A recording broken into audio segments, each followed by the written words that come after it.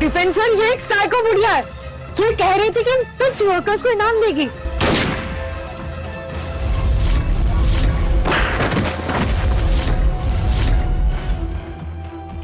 Kavya, mummy तुम ठीक हो?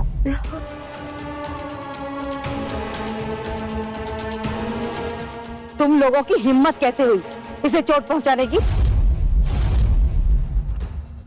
ना, इसके पास गन है। तुम डरो मत, मैं हूं। ये औरत कौन है? दिखने में तो कोई बड़ी हस्ती लगती है।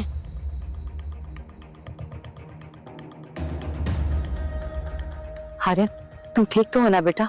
हाँ मैम, मैं ठीक हूँ। आप वही है ना जो एक मामूली से केक के लिए 1 लाख रुपए ट्रांसफर करके चली गई थी?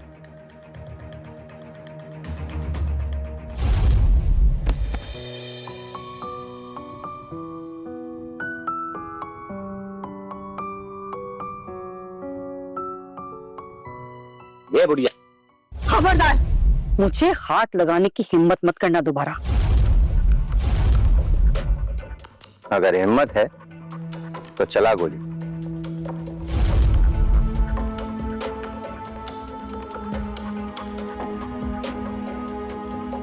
मैं नहीं जानता कि तू कौन है, पर अगर तुझे पता चल गया कि मैं कौन हूं तो तेरे पैरों के नीचे से जमीन खिसक जाएगी। ठीक है, तो फिर आप जानते हैं कि तुम एक्चुअली हो कौन। सुमन, ऑफिस में फोन लगाओ और फैक्ट्री और वेयरहाउस हेड्स को यहाँ पर बुलाओ राइट नाउ। तू इतनी अगर इसलिए दिखा रही है क्योंकि तू जानती नहीं है कि मैं कौन हूं। मैं सक्सेना खानदान का एक लौता वारिस हूं। क्या सच में? तुम जैसे कुत्ते को पैदा करने से अच्छा था कि वो कहीं चुल्लू भर पानी में डूब मरते जाके, क्योंकि तुमको पैदा करके उन्होंने अपनी जिंदगी की सबसे बड़ी मुसीबत को पैदा किया है।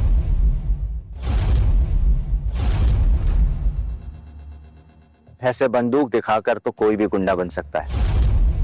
सिर्फ 2 मिनट दे मुझे, मैं एक कॉल करूंगा और यहां पर गोलियों की बरसात हो जाएगी। तो जैसे लोगों को सबक सिखाने के लिए मुझे बंदूक की कोई जरूरत नहीं है, समझे? सुमन, मैम मैंने सबको मैसेज कर दिया है। गुड। सुपरवाइजर, अब खड़े खड़े सिर्फ तमाशा ही देखेंगे? कोई बाहर वाला आदमी आके हमारी बेइज्जती कर रहा है और हम सिर्फ देखते रह रहे हैं। तुम काव्या अग्रवाल हो ना, राइट? हाँ, जिसे आज ये कंपनी सम्मानित करने वाली है। पर वो पेटेंट डिजाइन तो तुम्हारी है ही नहीं, वो तो आर्यन ने बनाई है। झूठ बोल रहा है वो। झूठा आर्यन नहीं है, झूठी तुम हो काव्या। अरे ये बेचारा तो तुमसे शादी करने के लिए कितनी मेहनत कर रहा है। अरे तुम हो, तुमने इसको एकदम से अपनी जिंदगी से ऐसे काट के फेंक दिया। हाँ, जैसे दूध में से मक्खी निकाल के फेंकते हैं। इस नाले के कीड़े की यही औकात है। अब प्लीज जाने दीजिए इन्हें। ये लोग बहुत पावरफुल है। आप इस फसड़ में मत पड़िए प्लीज। पहली बार आर्यन सही कह रहा है। बुढ़िया, इस मामले से दूर ही रहे तो बेहतर होगा। और वैसे भी तू जानती नहीं है कि मैं कौन हूं। मैं सक्सेना परिवार की बहू बनने वाली हूं। बिल्कुल सही। और मेरे चाचा इस वेयर हाउस के मेन डायरेक्टर हैं।